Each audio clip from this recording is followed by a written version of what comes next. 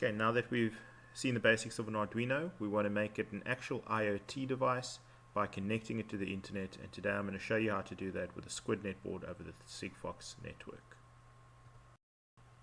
Okay, so let's have a look at the parts that we require to put together a basic Sqwidnet demo.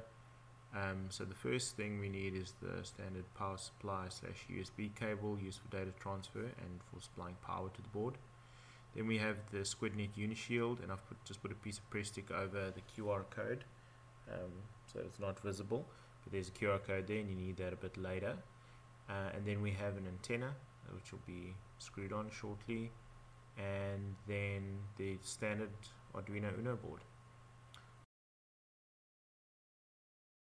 The first thing that we do is we take the antenna and we just screw it on to the Sqwidnet Unashield board.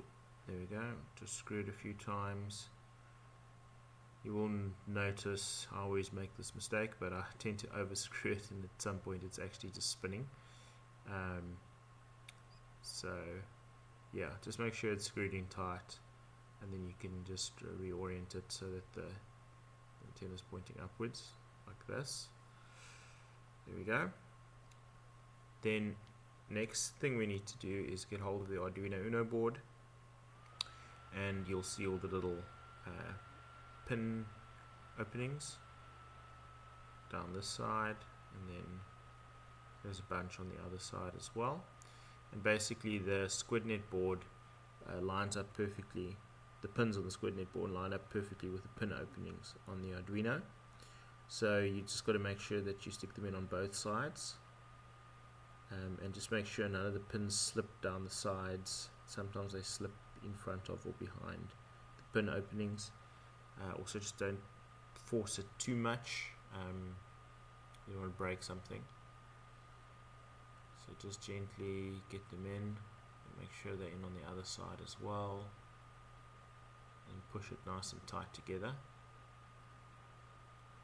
Okay, until it doesn't really want to go any further. Just push the other side, and there we go. And that's that for connecting the Sqwidnet Unashield to the Arduino Uno. And yeah, and the last thing to do is just take the cord that's going to be used for to connect to the laptop. See, it's got a USB on one end, it's got that connection on the other end, and we pop that in there. It's upside down, pop it in like that, and that's it. And the other end, like I said, with the USB, that's what you plug into your laptop's USB port or whatever PC you're using. Okay, now that you have your Sqwidnet Unashield set up with the Arduino Uno, and you've got it all ready to go, the next thing to do is to actually activate the Unashield. So to activate the device, and it's very simple to do. I'm not going to go through it step by step. There's a guide for this, https://github.com, Unibiz Arduino wiki activation. Very quickly looking through it. The one thing that you would need to do is on the board itself there is a QR code. If you recall, I had mine covered by a piece of press stick. That QR code, you just need to scan it with any kind of QR app, and then you'll get an ID and a pack. And when you're registering the device, you just put the ID and the pack in there, and you put in your personal details, you get an activation email, just the usual sort of thing. And then once you've got it all sorted, and then you're able to view your devices. You've got a device list, you can look at the messages, etc. And yeah, and that's it for activating your device. Basically just follow this guide, and it's a wizard with some simple steps. So now that you've set up your Unashield with your Arduino board, and you've also activated the device, the next step is to just run a test with a sketch. And there's a very simple test sketch that we can work with. I've already coded it up here. So this is the Arduino IDE for those of you who haven't seen it. It's very simple. Doesn't have a lot of, it's not very feature rich like the more modern IDEs, like what you'd use if you were using a different programming language like Java or .NET or something like that. It's very like rudimentary. The first thing you do is you include the software serial library, and then you need to define the RX and TX hardwired lines. And basically, if you actually have a look on your Unashield and you have a look where the pins 5 and 4 are, you will see that there's like a funny little silver thing next to it, and that they don't look like the other ones, and those are the ones that we use for the RX and TX for our software serial communication. Yeah, so those are the digital pins on the board that we use. Then we use that RX and TX value to create a software serial object, which is called Sigfox. And what we're doing here is in our setup method, we're first initializing the serial connection, and then we're actually doing a serial write to Sigfox. So we're only doing one write. As you can see, we're not doing anything in the loop, so it's only going to send one message to Sigfox. So when I've got the Arduino plugged in, and what we're going to send is this data over here. So this $80 equals, that's not part of the actual message. The message is just basically everything after the equal sign up to the carriage return. And as you'll notice, it's actually in hex. So this is a hard-coded hex value, but any other values that you send, say you wanted to send 50 centimeters, you couldn't send 50 centimeters, just that string. You've got to first encode it into hex, and in one of the future videos I'll show you how to do that. Yeah, so let's just compile the sketch and upload it. Okay, and it is running on the board now. The board's all lit up and doing its thing. And if we go to the device messages and just have a look at what's come through over here, this is the most recent one,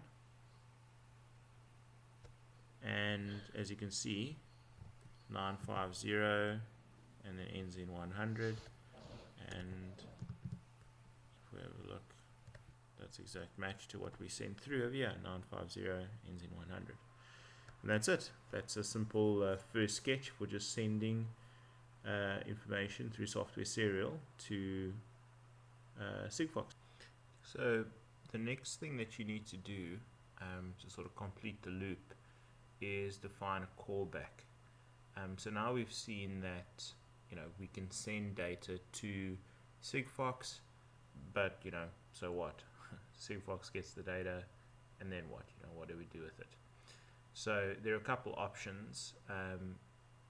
You could send stuff to existing cloud services, or you could create your own custom application that exposes like REST-based endpoints that Sigfox can post data to via a callback. So I've gone for the latter. I've created my own application that it's currently hosted on Heroku, and yeah, we'll be posting to that. So I've already created a callback. When you come here the first time, you don't have any callbacks. You simply click on new, and then you can go through the process. I'll just show you the one that I've set up by just going to edit it. So it's an uplink type channel that we're using, URL. You're not worried about any send duplicate stuff or anything like that. You would have entered in the URL pattern, which is just, like in my case, I've blanked this out.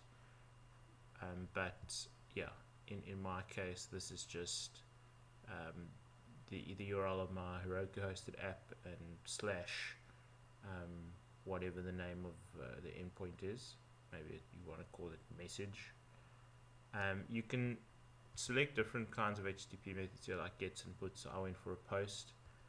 Made the most sense to me for it to be a post. Content type that I've selected is application JSON. The default is not that, but yeah, I like working with JSON, so that's what I changed it to. And then the body uses, if you look a bit further up, it tells you the available variables up here. It's got a note here about something going away, so I didn't just use those ones. So I've used device, data, station, latitude, longitude, and time. So basically what will happen is when you send data to Sigfox, it will then look at the callbacks that you have, and in my case it's a post callback, so it will post this data in the body to the URL that you gave it. And yeah, let's have a look at how that comes through. Okay, so what we have here is console where I've logged on remotely to my MySQL database that's hosted on Roku. This is it's associated with the application that Sigfox was posting to via the callback that I showed previously. So basically all I'm doing is I've exposed an endpoint within my application that simply receives the data from Sigfox, and it takes that and it just puts it into a table in my own database, which is what you're seeing here. I've just selected one result and I've blurred out some of the data. There you can see the result, and if you recall from the previous sketches, this is actually our test value that we sent through, and this is one of the very old ones that I sent through a long time ago, but there are a bunch in the table and they're just coming through as we we're doing the demos. The same with ultrasonic sensor demos.